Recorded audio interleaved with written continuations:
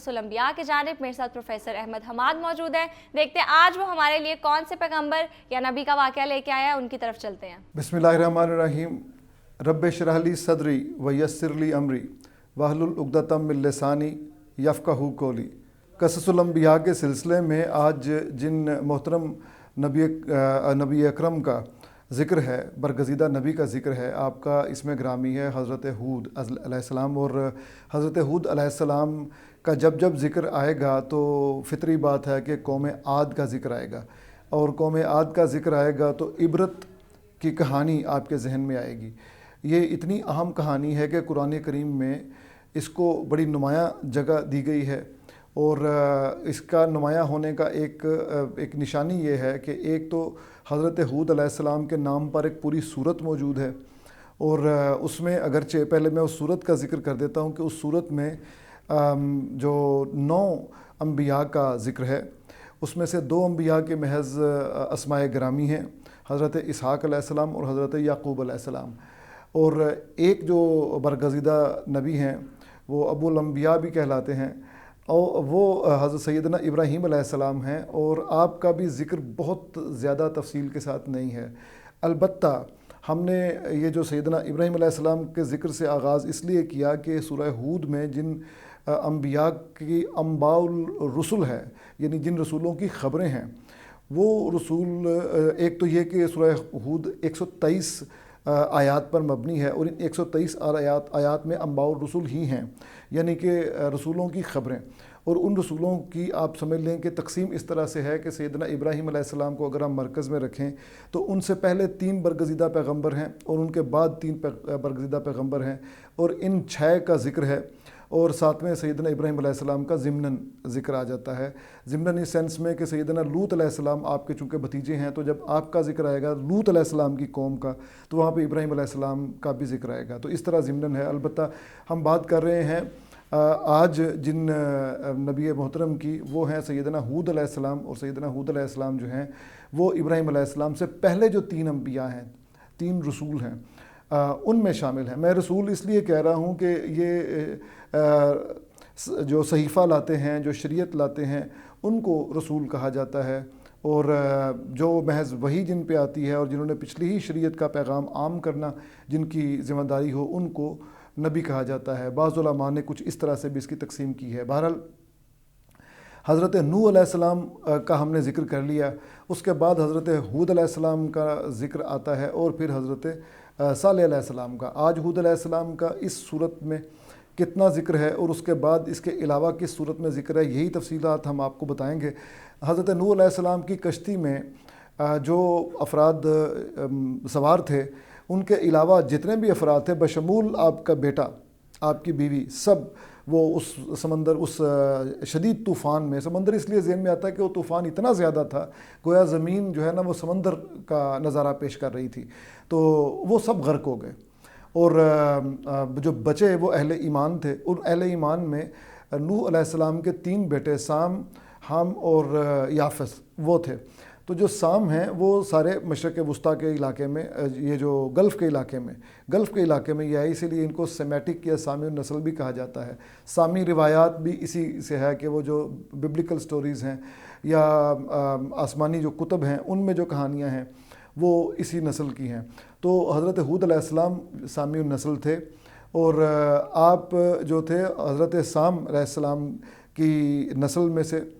تھے، اور اسی نسل میں کوئی ایک بادشاہ تھے جن کا نام عاد تھا، انہی کے نام پر یہ قوم عاد کے طور پہ مشہور ہوئی۔ ان کا علاقہ جو ہے وہ یمن کا علاقہ ہے، جنوبی عرب جو ہے، عریبین پیننسولا کا جنوب کا حصہ، وہ والا علاقہ ہے۔ اور یہ مشہور کس چیز کے لیے تھے؟ یہ بڑے زوراور تھے، یہ بڑے طاقتور تھے، قدآور تھے، اور ان کے یہاں پہ خوشحالی تھی، اور آبشاریں اور اس طرح کے باغات، اور مطلب پھل پھول تھے، اللہ تعالیٰ نے خوب نوازا ہوا تھا۔ اور ان کا مسئلہ یہ ہوا کہ یہ شرک کرتے تھے اور بت پرستی کرتے تھے۔ یہ بھی بالکل حضرت نوح علیہ السلام کی قوم کی طرح ہی انہوں نے بت پرستی شروع کر دی۔ تو جیسے سیدنا نوح علیہ السلام نے اپنی قوم کو بلایا، ایک طویل عرصہ بلاتے رہے، اسی طرح حضرت ہود علیہ السلام بھی ان کو بلاتے، یعنی دعوت کی طرف، اپنا توحید کی طرف بلاتے۔ تو یہ لوگ باز نہیں آتے تھے. الٹا نہ صرف یہ کہ سیدنا ہود علیہ السلام کو جھٹلاتے تھے بلکہ عجیب و غریب ایک بات کرتے تھے. وہ کہتے تھے کہ جس طرح کی باتیں آپ کر رہے ہیں ہمیں یقین ہے کہ ہمارے جو معبود ہیں ان میں سے کسی نے آپ کو اس غصے میں آ کے اسیب زدہ کر دیا ہے, آپ سحر زدہ ہیں, آپ پہ جادو ہو گیا ہے, اس لیے آپ اس طرح کی باتیں کرتے ہیں. معقول بات تو کوئی کرتے نہیں ہیں آپ, اگر کوئی معقول بات کریں تو ہم بھی آپ پہ ایمان لے آئیں. آپ کے ساتھ جو لوگ ہیں وہ ہمارے معیار کے نہیں ہیں, ہم ایلیٹ کلاس کے لوگ ہیں, اور اگر واقعی آپ کی بات میں دم ہوتا تو ہم آپ کے ساتھ ہوتے, ہم پڑھے لکھے ہیں, ہم نمائندے ہیں اس معاشرے کے. تو بہرحال سیدنا ہود علیہ السلام اپنے تئیں مسلسل کوشش کرتے رہے. فائنلی آپ نے اللہ تعالیٰ سے دعا کی کہ اللہ تعالیٰ یہ مجھے جھٹلاتے ہیں اور میری مدد کر. تو اللہ تعالیٰ نے فرمایا کہ یہ ان کو بہت جلد پچھتانا پڑے گا اور اس بات کا ان کو سزا ملے گی اور لازماً ملے گی. تو یہ چونکہ حضرت ہود علیہ السلام سے واضح دلیل مانگتے تھے, اور دلیل سے مراد تھی معجزہ, دلیل سے مراد عقلی معقول دلیل نہیں تھی. وہ تو حضرت ہود علیہ السلام نے پیش کر دی تھی کہ بھائی میں جو تمہیں کہہ رہا ہوں وہ تو میں تمہیں سیدھا کہہ رہا ہوں کہ تم پہ یہ کائنات اس طرح بنی ہے, بارش برساتا رہا ہے رب اور دوبارہ برسائے گا, تو تم اگر سچے ہو, میں تو یہ کہہ رہا ہوں اور یہی ثبوت ہے, معقول بات کر رہا ہوں کہ وہ خدا ہے, اس کی طرف آؤ, وہ ورنہ تمہیں عذاب میں گرفتار کر دے گا. اگر تم سچے ہو تو تم اپنے معبودوں کو کہو کہ وہ میرا کچھ بگاڑ لیں. تو اس بات پہ وہ عاجز آ جاتے تھے جس کی وجہ سے وہ تمسخر اڑاتے تھے. اور اگر آپ غور فرمائیں تو ہود علیہ السلام کے ساتھ بھی بالکل وہی ہوا جو سیدنا نوح علیہ السلام کے ساتھ ہوا. آپ اب کے بعد آئندہ بھی آپ دیکھیے گا کہ تمام رسول جو تھے آپ کا تمسخر اڑایا گیا, آپ کو کبھی جادوگر کہا گیا, کبھی مجنون کہا گیا, اور یہی چیز حضرت محمد مصطفیٰ صلی اللہ علیہ وسلم کے ساتھ بھی پیش آئی. اسی لیے قصص الانبیاء موجود ہیں, اور اسی لیے سورہ ہود میں جن انبیاء کا ذکر ہے وہ ان انبیاء کے ذکر کے ساتھ ان کی اقوام کی عبرتناک جو عذاب سے ان کا دوچار ہو جانا ہے اس کا ذکر بھی ہے. اسی لیے نبی کریم صلی اللہ علیہ وسلم کو سیدنا ابوبکر صدیق رضی اللہ عنہ نے پوچھا کہ آپ کے جو ریش مبارک ہیں ان میں سفیدی کہیں کہیں نظر آ رہی ہے, تو نبی کریم صلی اللہ علیہ وسلم نے فرمایا کہ مجھے اس جو صورت کے جو نزول ہے اس نے مجھے بوڑھا کر دیا, کیونکہ خوف آتا ہے انبیاء کی اقوام کو دیکھ کے کہ جنہوں نے سرکشی کی ان کے بعد اس کا کیا حشر ہوا. تو ہود علیہ السلام کی قوم نے بھی سرکشی کی تو ان کے اوپر عذاب کیا آیا, بہت ہی حیران کر دینے والا عذاب تھا, جس کو کہ باد سریرن آتیہ کہا قرآن کریم میں یہ کہا گیا,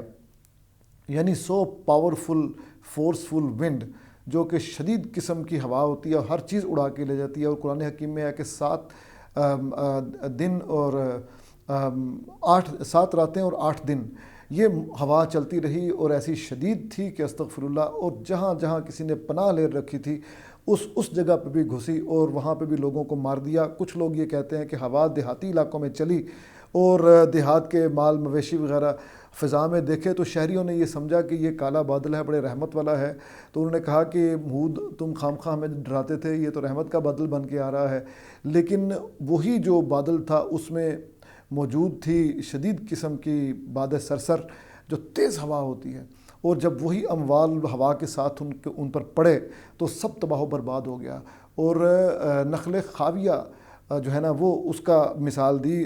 قرآن حکیم نے, مطلب ایسے تنے کھجور کے جو بہت لمبے لمبے ہوتے ہیں, جن کے ساتھ شاخیں نہیں ہوتی اور وہ گرے پڑے ہوتے ہیں اوندھے منہ. تو اس ہوا نے ان کو برباد کر دیا, اور ایسا برباد کیا کہ قرآن حکیم نے کہا کہ گویا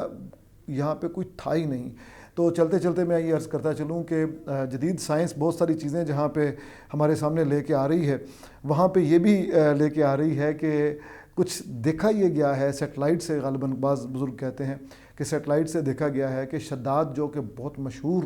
بادشاہ تھا, اس نے اپنی جنت ارضی قائم کر رکھی تھی, اور وہ ستونوں والے محل اسی سے منسوب ہیں, وہ بھی اسی قوم سے تعلق رکھتا تھا, اور اس کا سارا محل اب ریت میں دبا ہوا ہے, اور وہ ریت ایسی باریک ہے کہ جو چیز اس پہ گرتی ہے آنن فن غائب ہو جاتی ہے. جس طرح یہ سب کچھ غائب ہو گیا, یہ پورا شہر کا شہر جو ہے نا وہ برباد ہو کے رہ گیا. تو یہ جناب آپ کے سامنے آج ہم نے کچھ رکھا، ان کے حالات رکھے سیدنا ہود علیہ السلام کے۔ البتہ سیدنا ہود علیہ السلام کا جو معاملہ تھا وہ یہ تھا کہ آپ کو آپ کی جماعت کے ساتھ اللہ تعالیٰ نے اس عذاب سے بچا لیا اور آپ کو محفوظ رکھ لیا۔ جاتے جاتے میں یہ عرض کرتا چلوں کہ اللہ تعالیٰ کا یہ طریقہ کار ہے کہ قوم جب بھی کسی گھمنڈ میں مبتلا ہوتی ہے، کسی چیز کا گھمنڈ ہوتا ہے نا، اللہ تعالیٰ اسی طرح کی ایک چیز اس کے سامنے رسول کے ذریعے لا کے ان کو عاجز کر، ان کی عقلیں عاجز کر دیتا ہے، اسی کو معجزہ کہتے ہیں۔ عربوں کو عربی پہ ناز تھا تو قرآن اترا تو خاموش ہو گئے۔ اسی طرح سیدنا سلیمان علیہ السلام کا معاملہ آپ کے سامنے ہے، جنات والا، اور موسیٰ علیہ السلام کا جادوگری والا۔ اسی طرح ان کو پتھروں پہ ناز تھا تو اللہ تعالیٰ نے ان پر ہوا میں پتھر ملا کے وہ مارے، ایسا مسمار کیا کہ علمان الحفیظ۔ تو درس اس میں یہی ہے کہ اللہ تعالیٰ کی جو وحدانیت ہے اس کا اقرار کرنا چاہیے بالقول بھی اور بالفعل بھی، اور شرک سے بچنا چاہیے۔ شرک نہیں برباد کی سب بستیاں۔